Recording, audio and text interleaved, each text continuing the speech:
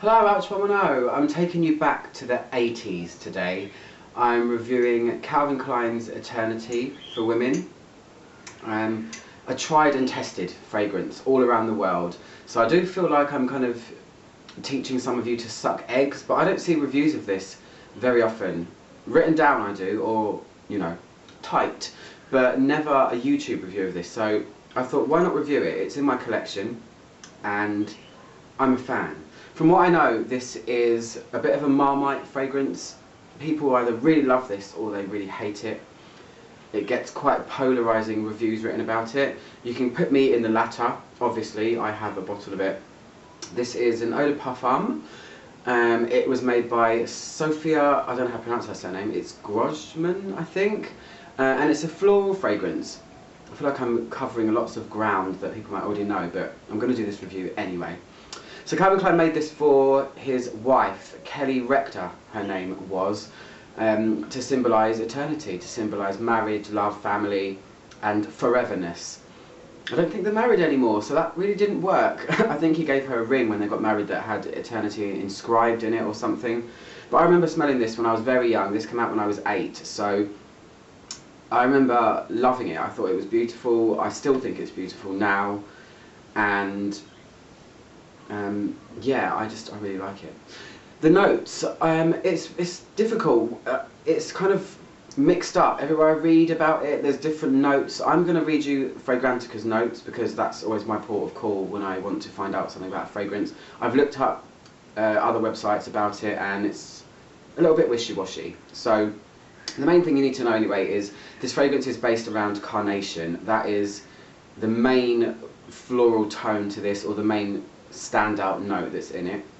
The bottle, I don't know if I need to show you it because it's very simplistic. It is just a rectangular bottle with some sort of silver lid. It's built in, the sprayer, and it sprays a lot of perfume out. Oh my gosh.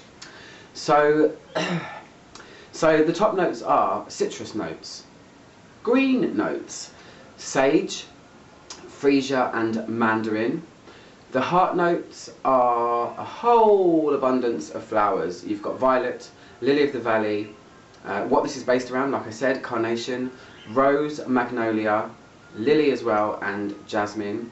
And then the base is musk, heliotrope, pink sandalwood, whatever that might be. Oh, the ice cream man's here. Do I want an ice cream? No, it's fine, I'll stay. I'll stay and do this for you guys. Yeah, pink sandalwood. Whatever that might be, I'm not sure. Amber and then patchouli. So, as I said, I'm a fan. I really like this. I don't see the badness that a lot of people see in it. Some people that love it really love it, and I'm sure there are some people that are still wearing this from the 80s now. It has that Calvin Klein feel. His fragrances usually, well, the ones from this time period, were contemporary at the time. He makes very clean lines in his fashion, and his fragrances and packaging and parcels and all of that kind of stuff and all of that is the same. It's very kind of simplistic and kind of just gets the job done, I think. Some of them are bad, but this is one I think is a good standout one. My phone's ringing, bear with me 1 second. Sorry about that, I'm back. So yeah, I've just sprayed it on my hand.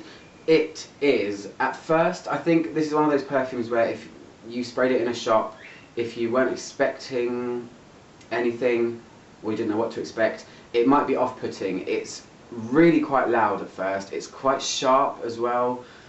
I would probably describe it as even a bit acrid. It's a little bit overwhelmingly high-pitched floral-wise.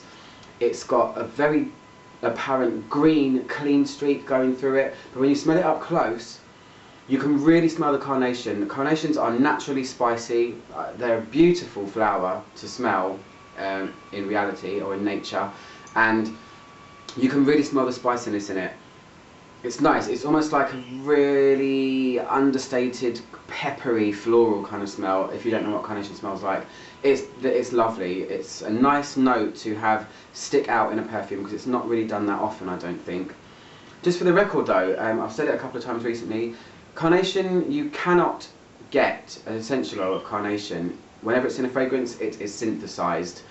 Or as I've discovered, you can recreate it by combining 3 essential oils. I'm putting it in my perfume, which is cool. And yeah, it's quite overwhelming, I think. It's very sharp and loud, so I think it puts a lot of people off. However, this is one of those fragrances that when it's in the air, it is completely different. My manager wears this, it's her signature, so I'm around it all the time. I don't wear it to work on purpose because of that reason. But when it's in the air, it takes on an entirely different character. It smells very clean. It's almost kind of much smoother when it's in the air. It's not so in your face, it's not so sharp. The air does something to this that makes it more bearable than the initial spray, which is scary, like I said. Not to me, I'm used to it, but to some people I can imagine it would be. Somebody today said that, oh, your hand cream smells really strong, or you smell like hand cream. I'm not sure what hand cream smells like, but it does change its character a bit, so that's why I like it. It's a floral perfume, but do I think it smells overly floral? No, I don't. I think it kind of just smells a little bit more of a contemporary floral. It's really pleasant, I think. It's fresh, it's clean, it makes me feel clean when I wear it, and it's just that kind of initial spray, like I said. And I will say as well, this has been reformulated. I can tell. When this came out in the 80s and still through into the 90s, I would consider this to be a powerhouse fragrance. It was really loud then. It didn't need a lot. It still feels like that for the first 15 minutes, but then, unfortunately, this formulation, which I can guarantee has been reformulated despite what anyone might say, it doesn't last as long anymore. I think after about 2, maybe 3 hours, it's barely there. I have to reapply this all the time. I've only worn this 4 or 5 times, and that's how much I've used. I did say that it sprays a lot out though. So that's kind of it. The base notes, I will say, it never really gets to what you think it's going to. It's got sandalwood in the base, it's got amber, it's got musk, which would indicate that the base is kind of sensual in some way, but it really isn't. This stays so linear on me, it's unbelievable. It just stays along one journey or one note, and it just kind of fades out on my skin. I don't know about yours, but on mine that's what it does. So I do like it. I really do like it. It's a bit of an uplifting fragrance to me, even though it's not a typically fresh, clean fragrance. It's florally clean. Weird to describe, but true. So that's all I can really say about it. You'd have to try it, really, if you haven't already. I mean, most of you probably have, but if you haven't, then give it a go. Although, like I said, it's been reformulated, so you do have to apply a lot. I completely misaimed there and got my cheek. So, oh well. I'm Romano. Click my logo to subscribe, and I'll see you guys for another review soon. Thanks for watching. Goodbye!